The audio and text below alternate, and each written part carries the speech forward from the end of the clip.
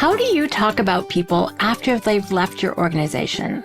What we're going to talk about today is whether you have a classy or trashy approach to team members. Stay tuned.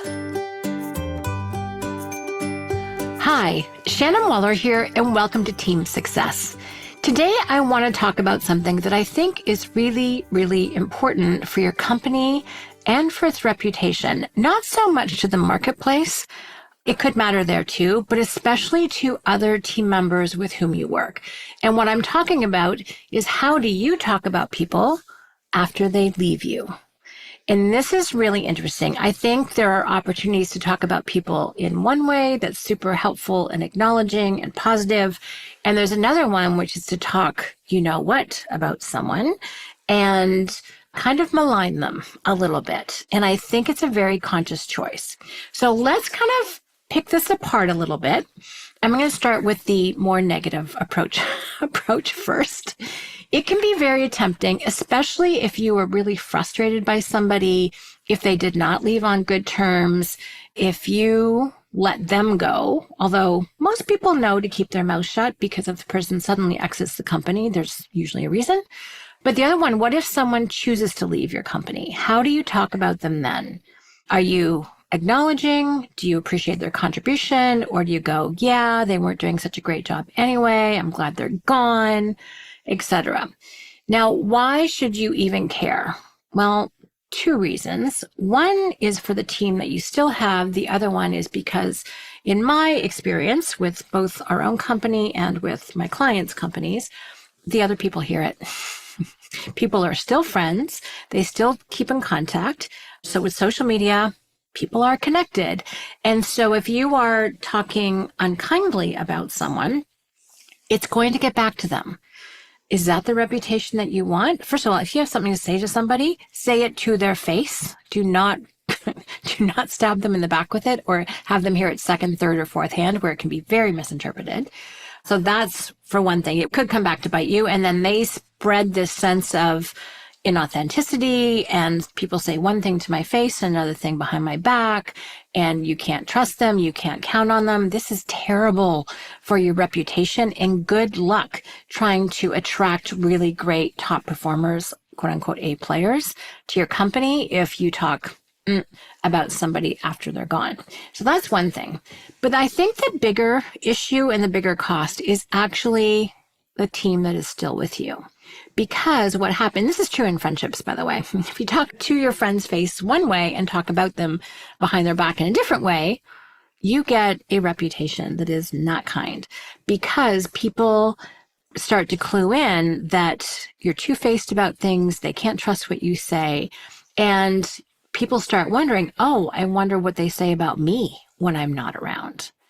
That level of distrust, oh my goodness, it just wrecks teamwork. It wrecks trust, as I was saying. It just has people doubt. It puts people on the defense. One of Strategic Coach's core values is no defense budget, right? Like you don't have to worry about it. You can step out there, take risks. We count on people to assume noble intent and positive intent, that even if you're screwing up, it's because you're trying to make a difference somewhere. May or may not be working, but they assume positive intent. And that's how you don't have to play defense because someone else, they might question it, but they're not going to, talk crap about you. So I think it's really important that we recognize the power of our words. And this is especially true in leadership, but frankly, just is true throughout the organization. I will say, if you are the owner, founder, please, please, please watch what you say. What you say sets the tone. People will follow you. They will follow your example. They'll start talking poorly about other people, unless that's a culture that you want, people one-upping each other, being super harsh and critical, not giving grace. Then by all means, have at it. In my long experience, that is not the way to a successful self-managing company that frees you up. So it's just really, really important that we pay attention, which sometimes means not giving in to how we feel about someone. It means biting our tongue, all of the things. Now, one of the people I think that does this the very, very best is Dan. And partly because Dan's attitude is people do things for their reasons, not ours. And so when people leave the program, they've had maybe 3 years in coach, 4 years, 5 years, 10 years in coach, and they've been outrageously successful and surpassed all of their goals. And then they don't continue. It can be like, oh, why not? Is one thing. Bottom line is people do things for their reasons, not ours.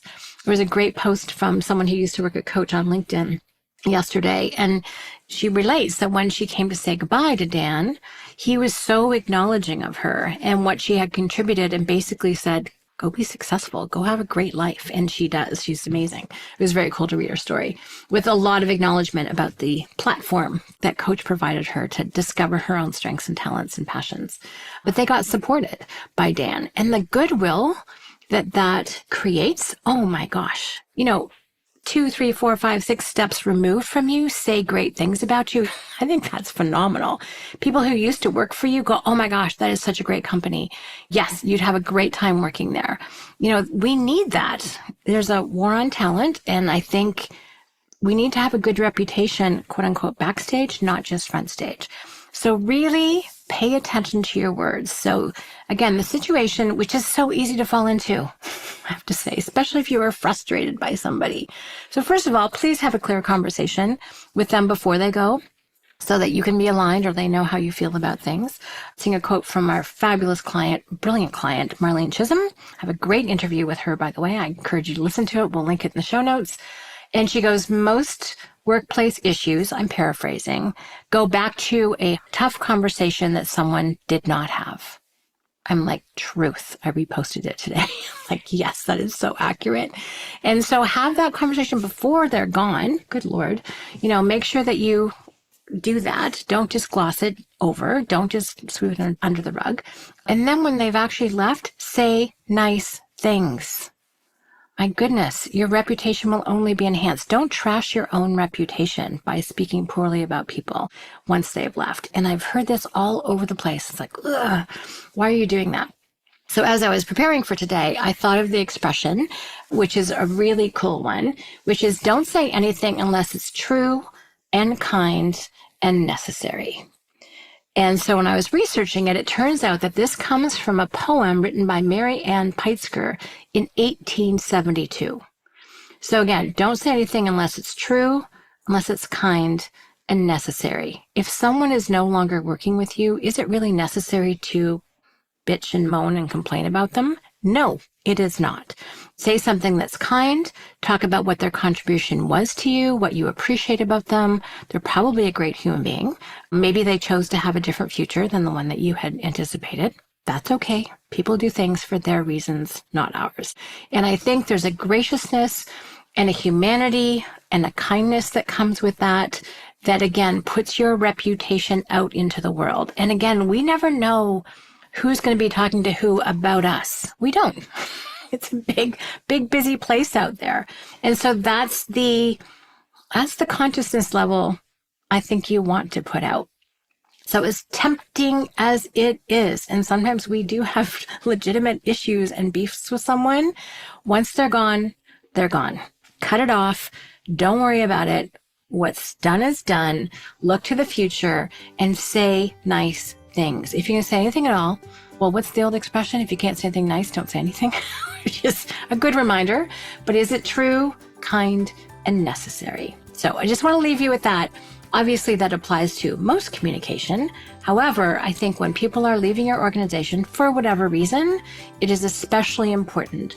And if it's only for your own self-serving reasons and your reputation, I think to do it. And if you need a higher level reason, then you can be confident that what people are saying about you is true, kind, and necessary. I hope this is a good and positive reminder. Thank you so much for listening. And as always, here's to your team's success.